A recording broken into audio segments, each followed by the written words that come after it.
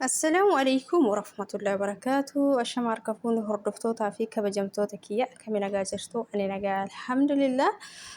Viidiyoo kaleessa ofii gadhaa ufaa eeggannu isiniin jedhe irratti jechuudha. Waa'ee micattii osoo uffata jijjiirratee yuunifoormiidhaan galtee akkasumallee oduu shaanxaa isiin qabate uffata isii feestaalii qoshaashaatitti guurrattee galtee jechuudha. Isarratti viidiyoon hojjedhe irratti obboleettiin kiyya tokkoon maannaan jette ani qaamaa naaf hin hojjenne maaliin godhaa nagalchi jennaan na diddee jette obboleettiin keenya kun jechuudha.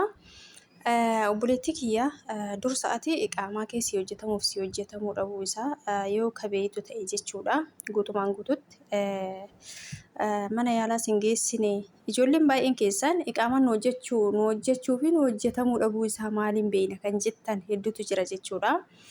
Isa kanallee asumarratti isinii ibsa. Isa kan akkamitti beeytanii akkuma dhuftanii yookaan ji'a tokko booda yookaan ji'a lama booda jechuudha. Mana madaamii seentanii ji'a tokko yookaan ji'a lama booda dhayxaniitiin dhiiga keessan kennitanii raajii kaataniiti isarraan isinii hojjetama jechuudha iqaamaan.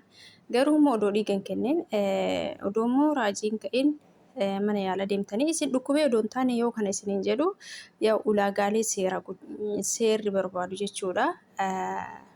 Namni tokko dhaqee dhiiga ofii kennee fayyummaa isaa ilaallamee guutumaan guututti raajii kaa'amee achi booda waraqaan isaa iqaamaan isaa hojjetamu jechuudha. Fiizaan jechuudha. Isarraan beekuu dandeessan jechuudha. Ilaa mana yaalaa hin deemne dhiigan kennine hin maramne taanaanii isinii hojjenne ta'a jechuudha. Madaamiin keessa sun. Kanaaf kanarraan beekuu dandeessan jechuudha. Wanni isin irraan beekuu hin dandeessan maaliif eega dhayxanii dhiiga kennitanii maramtanii jettanii achi booda wanni isin barbaachisu hin jiru isimatu fixa jechuudha waa hunda waraqaan kagalu isii harkaa. Kanaaf ijoolleen keenya isarraan beekuu dandeessan jechuudha. Ani hin agarreen harkaan jiru jechuu osoo hin taane isitu harkatti qabata jechuudha. Fiizaan isii ilaallata waan ta'eef yoo irraa dhumates isiidha booda qaraamaa keessa yookaan qexaatii keessa kan seenu kanaaf of biratti qabata jechuudha isaanii. Mattaawaqaa yoo warra gaarii ta'an sii kennuu danda'an yookaan immoo of bira kaa'an jechuudha. Isaa yookaan ati qabi jedhanii sii kennuu danda'an yookaan immoo of bira kaa'an jechuudha. Akkuma amala namaatiin jechuudha. Egaa akka obboleettiin kiyya kun amma gara isiititti yoo deebi'eetiin hin jedhe iqaamaan naan hojjenne nagalchi jennaanis na diddee jettee obboleettii kiyya iqaamaan siin hojjetamne taanaan ati amma qaraamaa keessa jirta jechuudha. Akkuma nama ijoollee badanii higgooxxii ta'anii seeraan ala warra ala dalagan kana jechuudha. Akkasumatti ilaallamta jechuudha. Ati garuu mana koontiraataa jirta malee akkuma warra ala jiruutitti ilaallamta jechuudha. Maaliif waraqaan kee qexaatii irratti lakkaa jira jechuudha. Adabbii keessa jirta jechuudha. Ati amma isiin kun gaafa barbaadde siin beeku siin jechuus dandeetti. Maaliif gadi si baastee si darbuu dandeetti hin beekamu. Ilaa kaayii yookaan immoo yeroo si galchitu yoo warra biirootiif ka sodaattu ta'e jechuudha. Gaafa si galchitu isiin kun maal gootii guutumaan guututti akka ati daftee biyya kanatti deebi'uu hin dandeenye bakka biraas akka ati hin deemne biyya jirtu san keessa biyya yookaan Suudii yoo jiraatte yoo Dubaay jiraatte yeroodhaaf jechuudha. Hagoota ji'oota wayii akka ati asitti hin deebine ashaaraa kennite kansalsi gootee si galchiti jechuudha. Akkasitti si galchiti jechuudha. Innaa ati amma jechuudha iqaamaa waan hin qabneef oduu yookaan tasa dhukkubsattee yookaan galee maatii kiyya hin laaliitiin hin deeba jettee galtee deebuu hin dandeessu jechuudha. Maaliif adabbii keessa jirta.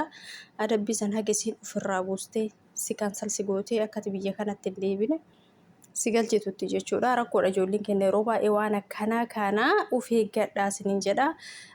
Maaliif adabbiin kun immoo adabbii xiqqaa miti waan xiqqaa miti jechuudha. Guyyaa takkatu birri guddaa lakkaa jechuudha. Birrimman guyyaa tokkotu guddaadha. Gaafa ji'a geettan gara 3,000 olii lakkaa jechuudha birri biyya sanii.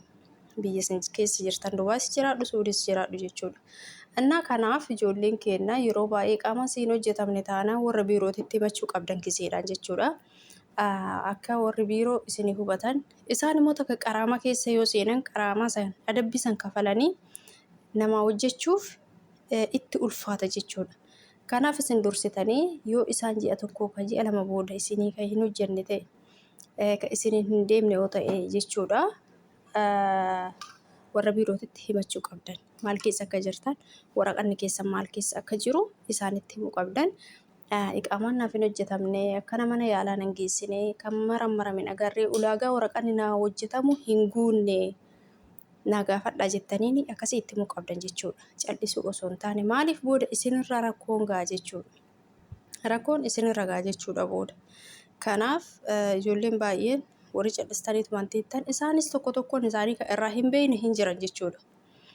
Amma manuma jiru kana ilmuma namitti hin bira jiru kana jechuudha. Intalawii hojjettuu fudhataniitiin odoo irraan hojjetiin micattiin ji'a 7 geetti jechuudha. Waraqata akkuma biiroo fidanii warra biirooti birrii kafalanii garuu micattiidhaa fiizaa hin hojjenneef callisanii fidanii ufuma bira kaayan jechuudha. Isiinis waan irraa beektu hin jiru. Isiinis hojii ofii itti fufte. Hojiin hojjetti damoos ofii fudhatti. Isiinis waa'ee waraqata ofii fiizaa ofii irraan beektu. Gaafa kaan micattiin sukkaara dhibamtee hin galchine yoo jedhan adabbii birrii haganaattu isinirra jira. Ka jedhamu oovarii matarra ol ba'e jechuudha warra. Maal godhanii nama beekanii kadhatanii tasmaamanii micattii kansal godhanii akkasiin biyya kanatti hin deebine galchan jechuudha. Kanaaf odoo galtanii deebuu barbaadanii xiqqoo jinnuun boqonnaa fudhattanii daftanii deebuu hin dandeessan biyya sanii jechuudha. Biyya biraa deemtan malee.